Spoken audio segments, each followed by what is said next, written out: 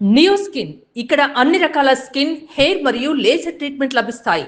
మీ appointment కోసం వెంటనే call చేయండి. భారతదేశంలో పరుగు పందెం అంటే మనకు వెంటనే గుర్తొచ్చే పేరు పయ్యోలి ఎక్స్ప్రెస్ పిటి ఉష. ట్రాక్ మీద ఆమె అడుగు పెడితే ఎదురు లేదని చెప్పాలి.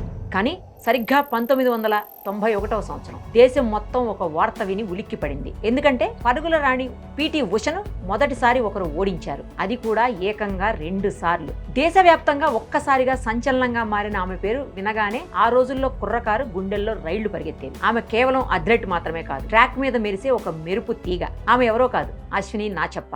అందం, వేగం, పట్టుదల ఈ మూడింటి కలయిక ఆమె. కానీ ఈ విజయాల వెనక ఎన్నో అవమానాలు, ఎన్నో కన్నీళ్లు. పిటి ఉష అనే హిమాలయం ముందు నిలబడ్డానికి ఆమె చేసిన యుద్ధం ఎలాంటిదో తెలుసా? Ashwini Nachappa the untold story పూర్తి వివరాలు ఇప్పుడు తెలుసుకుందాం. 1967 అక్టోబర్ 21 కర్ణాటకలోని కొడుగు జిల్లాలోని ఒక మధ్యతరగతి కుటుంబంలో జన్మించారు అశ్విని నాచప్ప.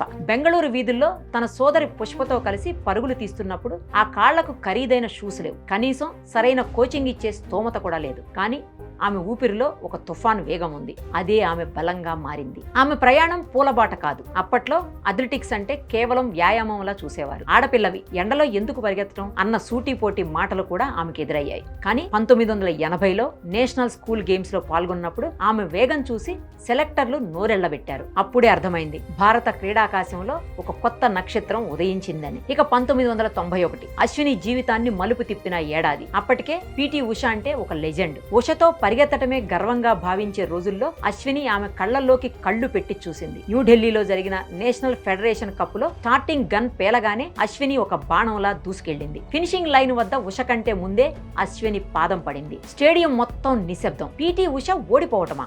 ఎవ్వరికీ నమ్మశక్యం కాలేదు. ఇది ఏదో పొరపాటున జరిగిందని విమర్శకులు కొట్టిపారేశారు. కానీ అదే ఏడాది కోల్కతాలో జరిగిన రేసులో మళ్లీ ఉషను ఓడించి నేను గెలిచింది అదృష్టంతో కాదు, నా కష్టంతో అని నిరూపించింది. కానీ ఆ విజయం ఆమెకు ప్రశంసల కంటే ఎక్కువగా పోలికను తెచ్చిపెట్టింది. ప్రతి పత్రికలో పిటి ఉషతో పోలిస్తే అశ్విని తక్కువ అనే కథనాలు వచ్చేవి. ఉష నీడలో బతకటం అశ్వినికి ఇష్టం లేదు. ఆమె తనకంటూ ఒక సొంత గుర్తింపు కోసం పోరాడింది. అశ్విని నాచప్పలో మరో కోణం ఉంది. ఆమె కేవలం క్రీడాకారిణి మాత్రమే కాదు, అద్భుతమైన అందగత్తె. అందుకే ఆమెను Indian glamour queen of track అని పిలిచేవారు. ఆ క్రేజ్ ఆమెను వెండి తెర వైపు నడిపించింది. తన బయోపిక్ అశ్విని సినిమాలో ఆమె నటించింది స్వయంగా. నంది అవార్డును కూడా అందుకున్నారు. అయితే క్రీడల్లో ఉన్నప్పుడే సినిమాలు చేయటంపై విమర్శలు వచ్చాయి. ఆమె ఫోకస్ తగ్గింది అన్నారు. కానీ ఆమె 1988, 1992 ఒలింపిక్స్ లో భారత్ తరపున ప్రాతినిధ్యం వహించి ఆసియా క్రీడల్లో వెండి పతకం సాధించి ఆ నోళ్లు మూయించారు. ఆమె అర్జున్ అవార్డు గ్రహీత మాత్రమే కాదు, గెలుపును ఆస్వాదించడం తెలిసిన ఒక